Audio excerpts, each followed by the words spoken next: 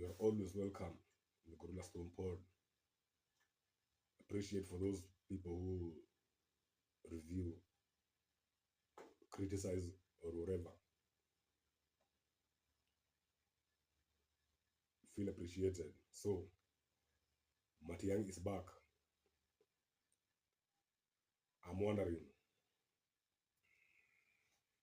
how Matiang'I will approach mobilization and making political inroads. We know it is 2025, and we all want change. We also don't want tribalism, and we don't want this bootlicking of a leader. That's the leaderless, tribalist, and partyless or whatever. But politics is a game of numbers and resources. Numbers and resources.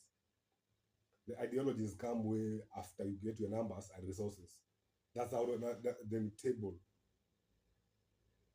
your manifesto. So before you give out people a manifesto, you must know and make political inroads.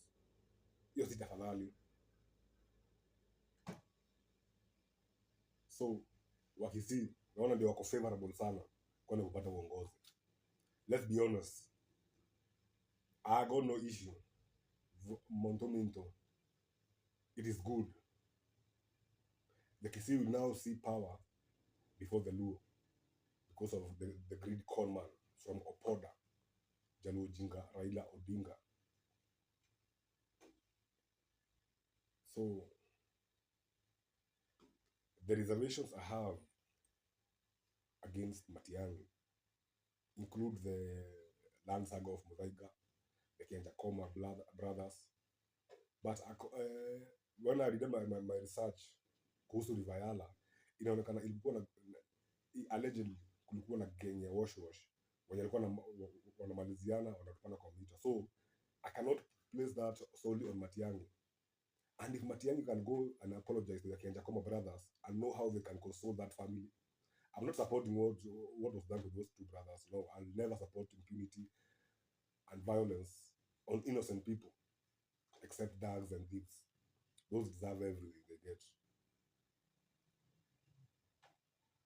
So, other than those rivers, and another important reservation is that Matiang'I was working for the IMF, Bretton Woods Institution, World Bank. So Americans and Europeans might have gotten to him, coached him, and manipulated him to think that he'll be doing good by running their agendas in Africa. That is one of the biggest fear I have about Matiang'I. It's not even those the other two.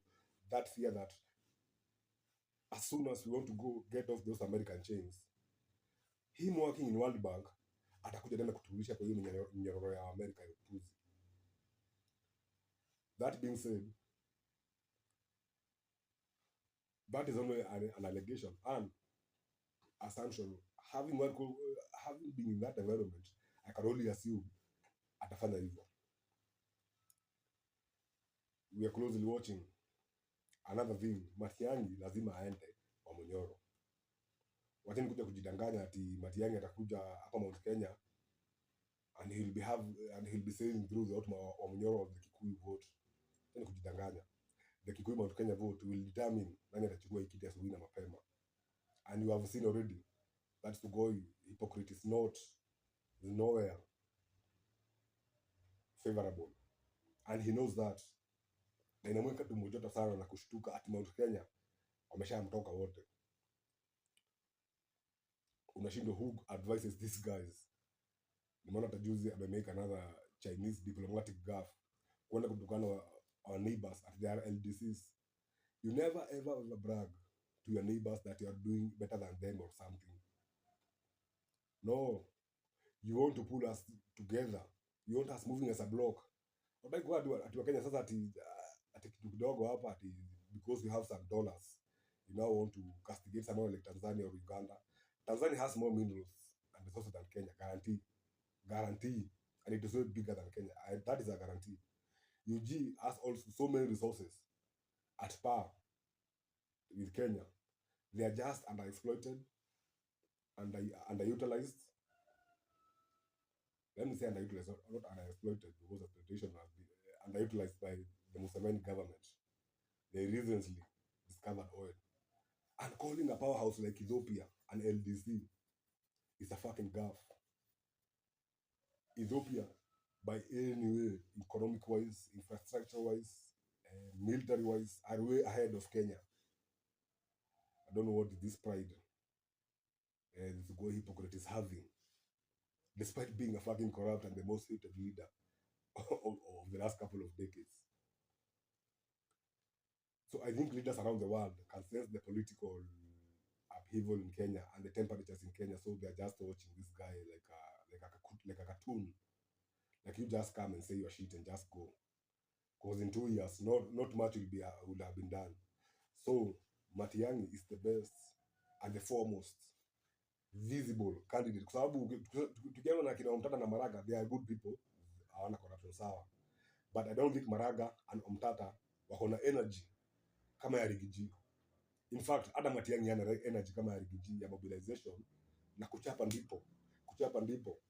Those heavy missiles keeping this government on their toes and worried 24/7. Ati Gachagua is the definition of one phone call in a multitude. Hata akiwa kijana anapiga tu simu. Adoito Muriega, no mweumereirie.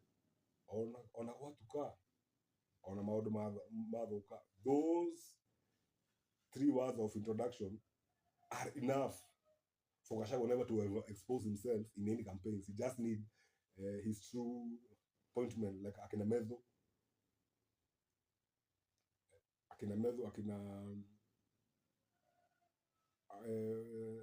wakina Murango, akina Nyutu, all those Gachagua appointment. Akina tu Nasibu hapo anapigiwa tu simu na loudspeaker. That is enough. If people are jealous, he should now move tactically, but not with fear. No one is fearing anything. Because if these hypocrites want this country to go down, try anything on Rigiji. Just try even fathom. Everything gets suspended. So Matiang'I is welcome, and he's welcome to the mountain. And you are kissing mkaribu sana. Ulitushikilia siku chai. No problem, no issue. Sawa. But also kumbuke vile these hypocrites have treated the mountain. Avoid that. Kama unataka kukaa vizuri na avoid betraying and stupidity against the mountain Kenya. Because Mkuyu hata kuja kusamehea ati you have betrayed them. No. So nyinyi wote we form a fucking mega alliance. Akina Natembea, akina Kalonzo, akina Matiang'I. Kama wanaweza kubali na waache ulafi ya kuongoza, they can all work in any one of them's government. They should. Omtata should be able to incorporate someone like Matiang'I, and Matiang'I should be able to incorporate Omtata and Maraga. It should not be a win-win, a death, a loser, a life or death situation ati yakuwa urezo. Kwa sababu in that mix ndio tutashindiwa asubuhi na mapema. So mine is just to chill and watch the unraveling and unfolding of events. But the looter must go and a looter continue. This country is truly to the dogs. So the Gorilla Stone Pod, you are always welcome and appreciated for supporting this fucking channel.